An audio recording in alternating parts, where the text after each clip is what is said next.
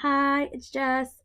So today I'm making this video about psychiatric wards, psych wards, mental institutions. Um, I have a lot of experience in it. um, I've been in a psych ward 4 times. It's actually pretty funny because I had called my friend who also has bipolar disorder while I was in this last psych ward in December. And he's like, oh, how many times have you been? What number is this? It's like 4. He's like, oh, man, I only got 3. I must be doing something wrong. I'm the only one who finds that funny. But my first, so I just wanted, like, for those of you who've never been in a psychiatric ward before, I kind of just wanted to give you an idea of what it's like. Just from my own experience, sis with an S. So the first time was actually, I really didn't know that I had bipolar disorder. Like, I had been diagnosed with depression the summer before I went to Pepperdine to school, and it was crazy. I can't really I don't know if I should even dive into like my actual experiences or just explain what it's like to be in a psych ward. Maybe I'll get into my experiences another time because then it will just be forever. So anyway, how I ended up in my first psych ward is that I started my freshman year at Pepperdine University, and I'm not going to get into the previous detail, but basically the day I got admitted, I was jumping from table to table to table, telling this guy, I have no control over myself. And one of the guys was like, you need to find a church. And I became friends with this guy later on, but it was just pretty funny. And then this guy had like an earring in his ear, and I was like, oh my god! I just went up to him and I was like, you look like a pirate! And I was laying on guys' laps and crying, and some guy tried to hit on me, and I run down the hallway just screaming, woo! And someone comes up to me and asks me if I'm okay, and I just start crying and crying and crying and non-stop crying. And eventually they call my parents and they get an ambulance, and even like I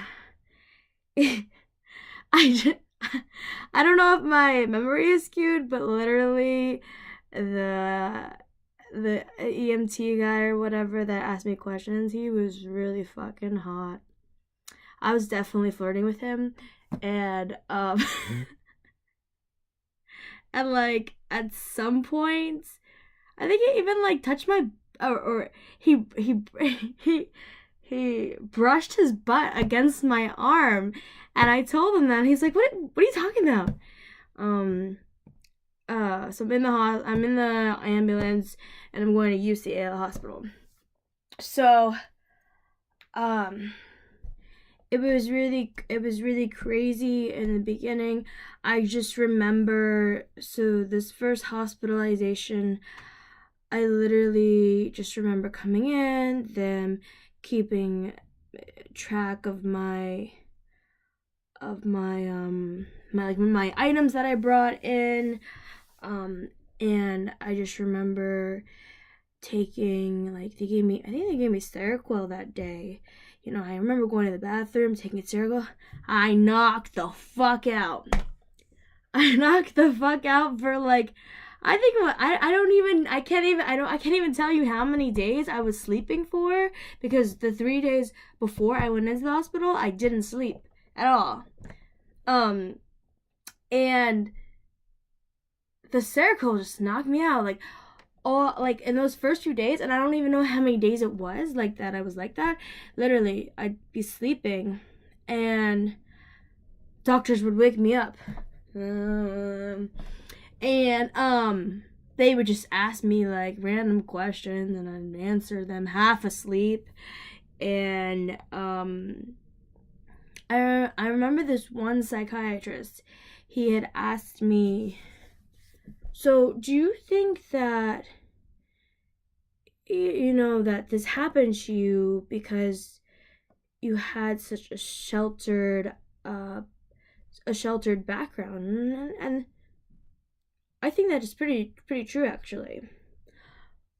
Sheltered by my parents, and so that was. And I also remember that they put me in the eating disorder clinic first because I don't think there was space in the psych ward in the mental health. Yeah, in the mental health part. And I just remember like there's this guy with like a burgundy hat and burgundy nails, and like I was being pretty disturbing like to everybody's peace because I was so loud. And then so when I got to so when I started actually like becoming more like conscious and not sleeping so much, basically it was like almost as if I had become like I was acting like a child. So one of the things from manic episodes is that you kind of have impulsive behavior and stuff like that, so one of the nurses had given me like a list of rules that I had to keep, and they were almost like, I remember them being like kindergarten rules. It was like keep your hands to yourself, which I didn't actually listen to. Sometimes keep your hands to yourself. It was like giving people personal space, not like asking inappropriate or personal questions to people, stuff like that. I think there was a guy in there that was walking through the hallway, and he was just like I could tell he was a druggie, but he was cute. It's pretty cute when I started talking to him.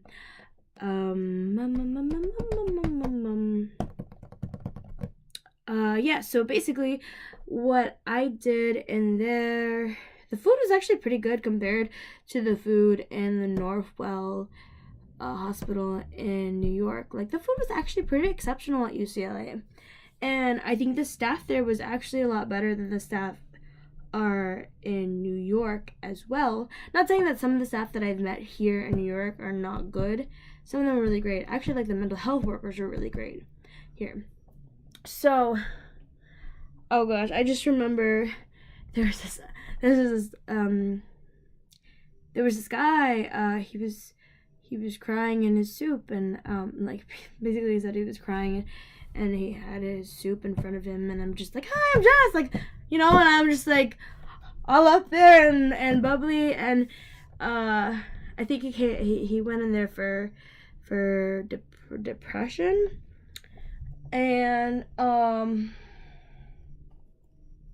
he went in there for depression, and I made him feel better by just being very, very, very, very, very happy, which is actually really nice. And it was just it's pretty crazy because honestly I feel like this was the start of the right path for me,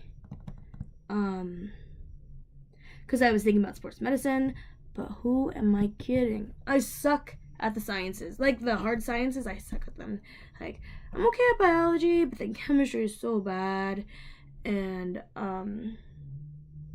physics so bad. Like, I mean, I've done well in those courses, but like I struggled.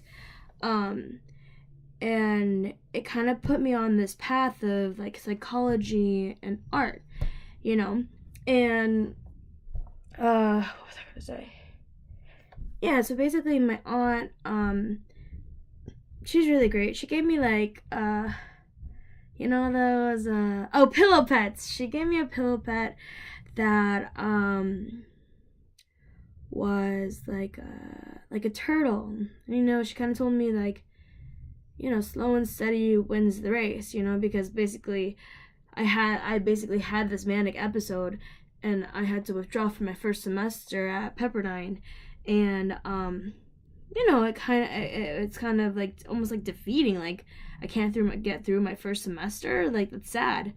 But I know that everybody has their own path, and that's important to.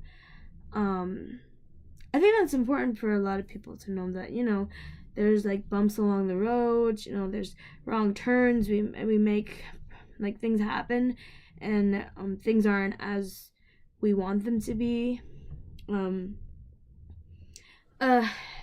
Anyway, so my aunt, and she also bought me art supplies, and that the crazy thing is, like, I hadn't really done art since I was like, I did it in high school and middle school, but only like a couple classes, and then but like I hadn't done art for like my like intrinsic motivation, not for school, not for someone else, just for me, just for my pleasure and my enjoyment. And so when I was in that hospital, like I made friendship bracelets with the occupational therapist, and I painted, and I drew the patients and the nurses, and it was really nice. I do remember a woman. She was depressed. She had a few. Oh, my nose is always running. She had no more tissues.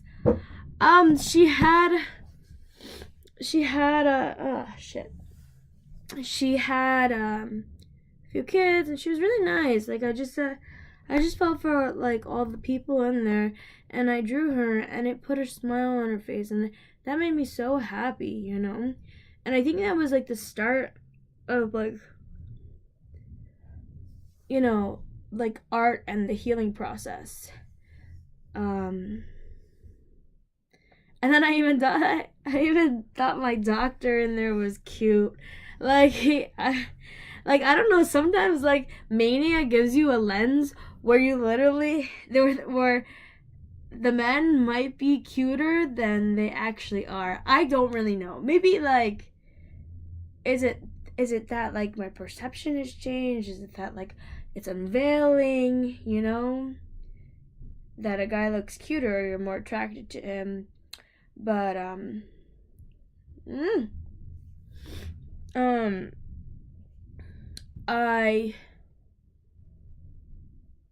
he would have like different bow ties. And I remember this one girl, she came in, she came in and she's like, oh, fuck, what did she say? It was something like, fuck.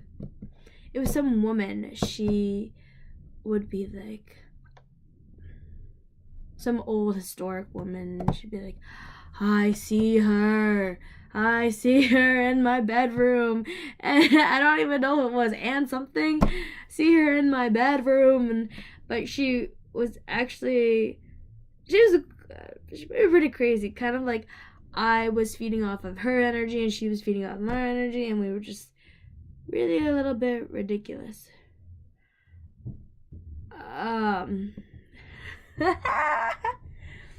No, I was thinking about a detail of being in the hospital, but I don't actually want to say it now. I don't know.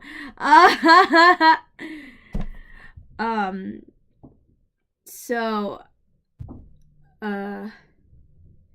yeah, and I think my mom said that like the hospital would call her, and I would just be crying and crying and crying, just very uncontrollable.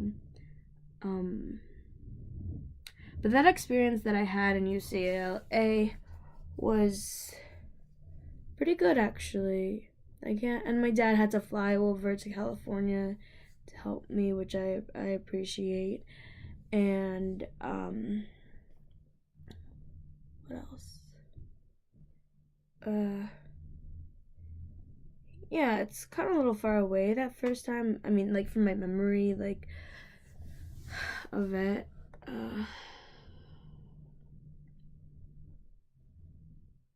Yeah. I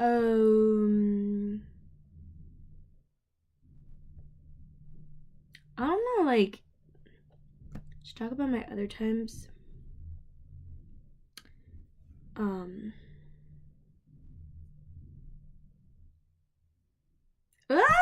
I'm trying to decide.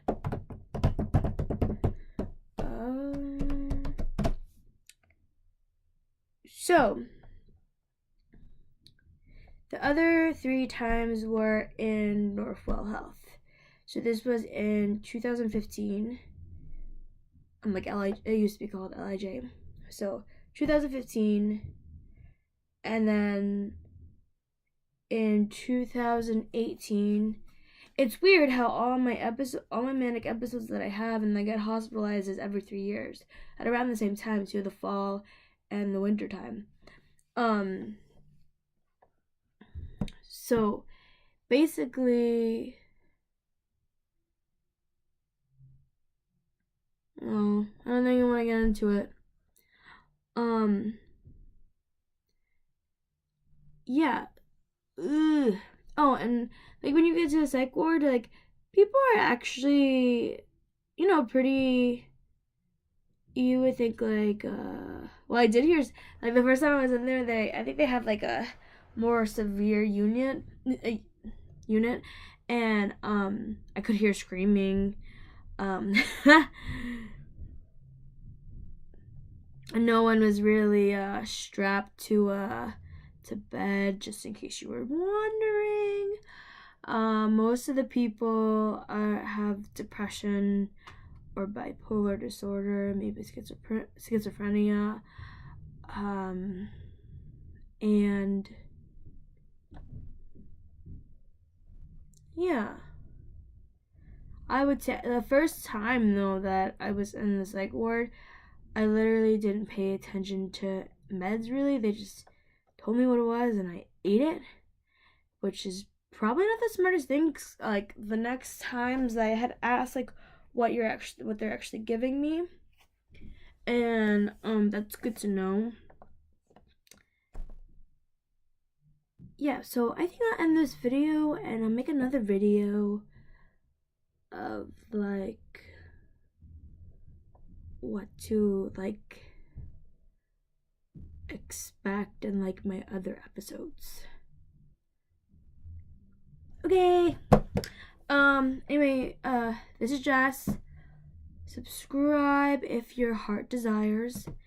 And I really hope for some healing in your life, and I hope for peace, and that's what I've been hoping for myself. It's kind of like this whole thing of like self-discovery and mental illness and who am I really and what is my identity and what is my worth. It's like all involved in it, and if you're struggling with mental illness, just know you're not alone, and it doesn't mean you're defective or anything like that. Maybe, we're all just a little broken and we need some healing. Sorry, someone just bought something from my eBay. Which means money. Okay. Anyway.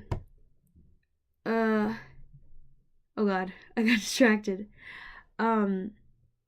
Anyway, if anybody is out there listening and dealing with a mental illness, I do want you to know that you are not alone. And it takes a lot of self-analyzing and a lot of digging deep to figure out things. And I believe there is healing for you. And I believe you can find happiness and hope. despite a lot of suffering and a lot of pain.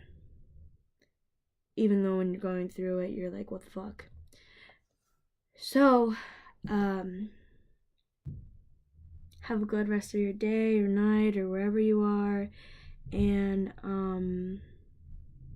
love always.